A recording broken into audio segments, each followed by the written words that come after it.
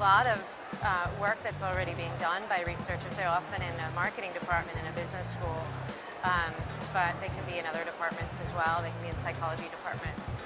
The history of behavioral science and advertising is actually that we've been working together for a really long time, and I think the future will be interesting, mainly because just the scale of the data that we have and the analytics that we can do is changing a lot of things. I think just any company that is doing large data analysis, like Uber is an interesting example. I've done some work with Uber, and they can see from their data like when they lose a rider, right? So maybe you get surge pricing a couple times in a row, and they know that they have this attrition there. They don't necessarily know why. So the data has pointed out, like, here's something you should investigate more.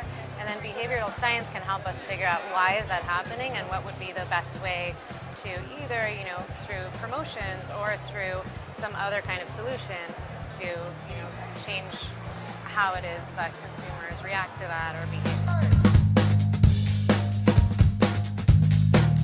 When I think about it, I think about, I embrace the complexity of that. So it is subjective, it is contextual, and we have research methods that can handle both of those, and they are complicated, but there's no reason to shy away from that.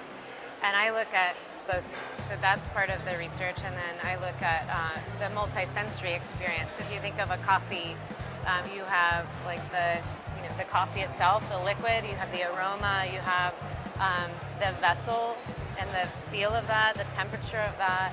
You might have like external sounds. So that's your end user experience. Even if you're just a coffee producer, there are all sorts of other things happening. In terms of the multisensory experience, the cognitive experience, it might be that certain coffees, I love them because I traveled once to Costa Rica or Cuba or some other place, and those types of beans make me more excited. And then you have this like emotional appraisal of that experience, and that has to do with your expectations going in, and you really only notice them if they are violated or exceeded. Like, most of the time we're not aware that I expect coffee to be more or less a certain way, and I love it, but then at the bottom it's chunky, and I'm like, I didn't expect chunky coffee, and that affects my emotional appraisal of experience.